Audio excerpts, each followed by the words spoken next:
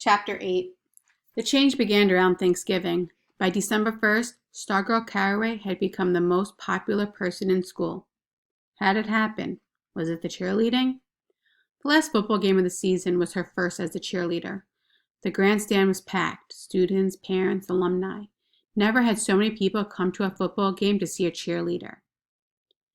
She did all the regular cheers and routines, and more.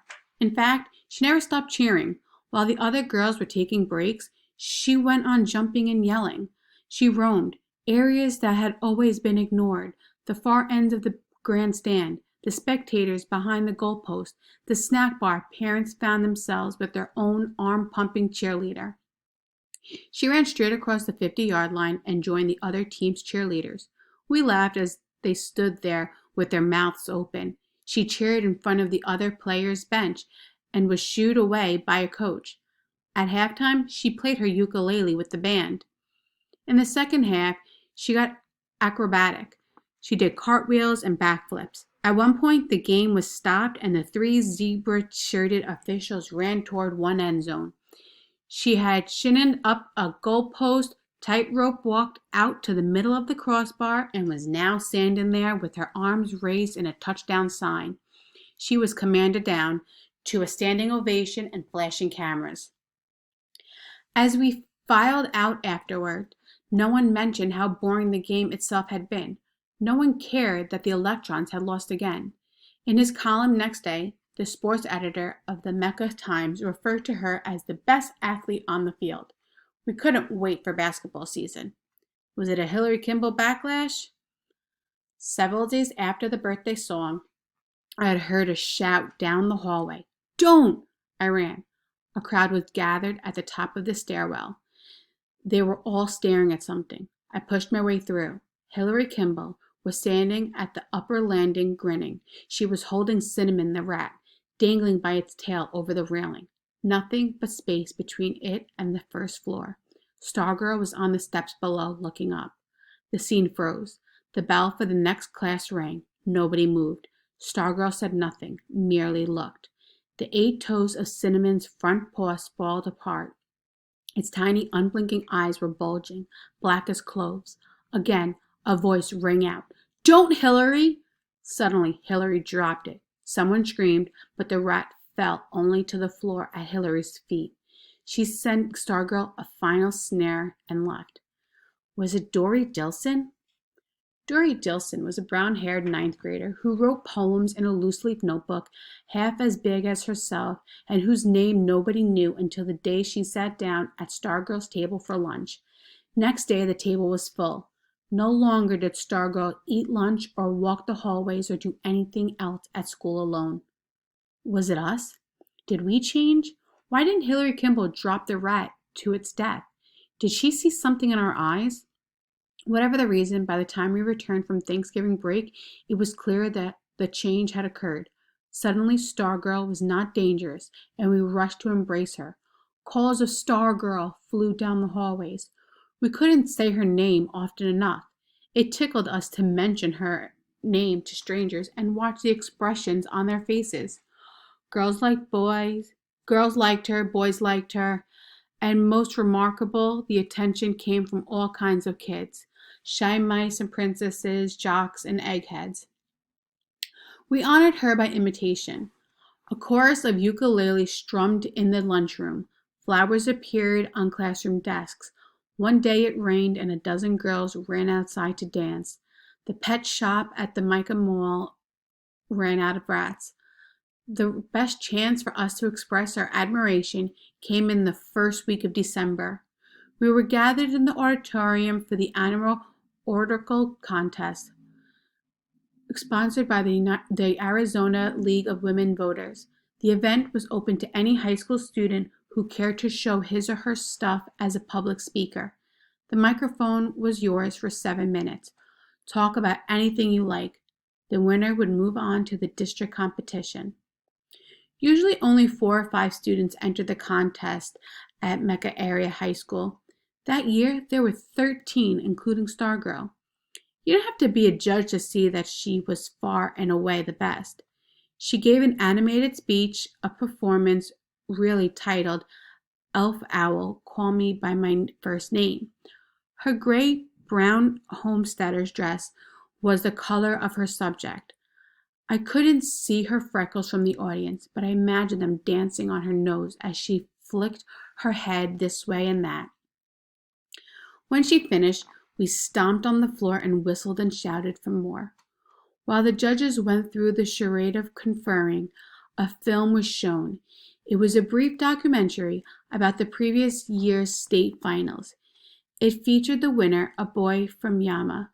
The most riveting moments of the film came not during the contest, but during its aftermath. When the boy arrived back to Yama High, the whole school mobbed him in the parking lot, banners, cheerleaders, band music, confetti, streamers. Pumping his arms in the air, the returning hero rode their shoulders into school. The film ended, the lights went on, and the judges proclaimed Stargirl the winner. She would now go on to the district competition in Red Rock, they said. The state finals would be held in Phoenix in April. Again and again, we whooped and whistled. Such was the acclamation we gave her in those last weeks of the year, but we also gave something to ourselves.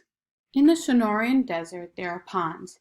You could be standing in the middle of one and not know it, because the ponds are usually dry.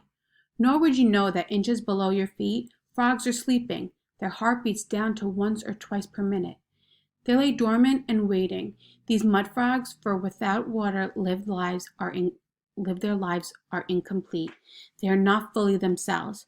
For many months, they sleep like this within the earth.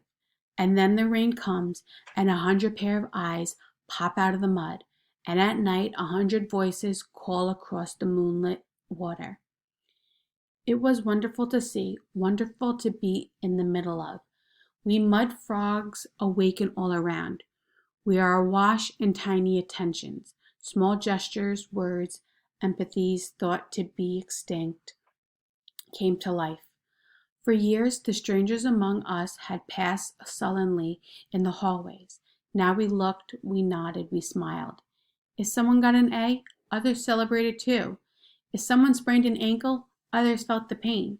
We discovered the color of each other's eyes. It was a rebellion she led, a rebellion for rather than against, for ourselves, for the dormant mud frogs we had been for so long.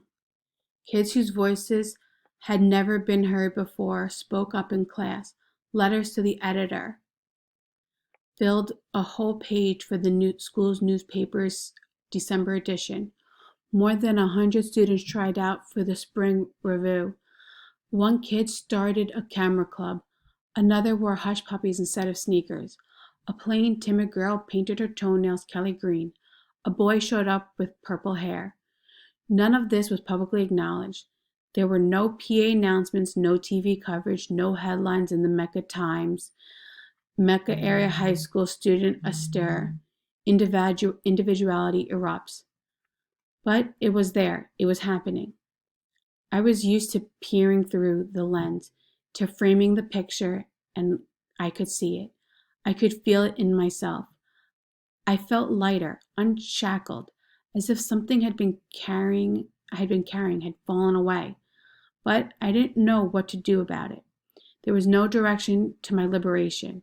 I had no urge to color my hair or trash my sneakers. So I just enjoyed the feeling and watched the once amorphous student body separate itself into hundreds of individuals. The pronoun we itself seemed to crack and drift apart in pieces. Ironically, as we discovered and distinguished ourselves, a new collective came into being, a vitality, validity, a presence, a spirit that had not been there before. It echoed from the rafters in the gym. Go electrons! It sparkled in the water fountains. At the holiday assembly, the words of the alma mater had wings. It's a miracle, I gushed to Archie one day. He stood on the edge of his back porch. He did not turn. He pulled the pipe slowly from between his lips. He spoke as if to a cigarette or to the blazing mountains beyond. Best hope it's not, he said. The trouble with miracles is they don't last long. And the trouble with bad times is you can't sleep through them. It was a golden age, those few weeks in December and January. How could I know that when the end came, I would be in the middle of it? Chapter 10. All my resistance to putting Stargirl on hot seat vanished. Okay, I said to Kevin, let's do it. Schedule her. He started off. I grabbed his arm. Wait, ask her first. He laughed. Right, like she's going to say no? No one had ever said no to the hot seat. Any reluctance to answering personal or embarrassing questions always yielded to the lure of appearing on TV. If anyone could resist the lure, I figured it would be Stargirl. That day, after school, Kevin came at me, thumbs up and grinning. It's a go! She said yes! First, I was surprised. This didn't fit my impression of her. I didn't know that this was an early glimpse of something I was soon to see much more of. Behind the dazzling talents of differentness, she was far more than normal than I had realized. Then I was elated. We yipped, we high-fived, we saw visions of our most popular show ever. This mid-January, we set a date of February 13th, the day before Valentine's. We wanted a full month for build-up. With my resistance now gone, I jumped in with both feet. We planned a promo campaign. We got art students to do posters. We jotted down questions for Kevin to ask in case the jury ran out of fat chance of that happening. We didn't have to post the usual jury notice. Dozens of kids volunteered. And then things changed again. In the courtyard of our school stood a 5-foot sheet of plywood in the shape of a roadrunner. It was a bulletin board strictly for student use, always taped and tacked with messages and announcements. One day, we found the following computer printout taped to the plywood roadrunner. I pledge allegiance to the United Turtles of America and to the fruit bats of Borneo, one planet in the Milky Way, incredible with justice and black bean burritos for all. Handwritten across the bottom of the words, this is how she says the Pledge of Allegiance. No one had to tell us who she was. Apparently, she was overheard in homeroom as we said the pledge each morning. As far as I knew, we were not a particularly patriotic bunch. I didn't hear people saying they were offended. Some thought it was funny. Some giggled and nodded knowingly as if to say, there she goes again. On the following mornings, more than one kid had heard reciting the new pledge. Within days, a new story wildfired through the student body. A senior girl, Anna Grisdale, lost her grandfather after a long illness. The funeral took place on a Saturday morning. For a while, everything seemed routine. The crowd of people at the church, the lines of cars with their headlights on. The smaller group clustered around the grave for the final farewell. After the brief graveside service, I'm not going to make it.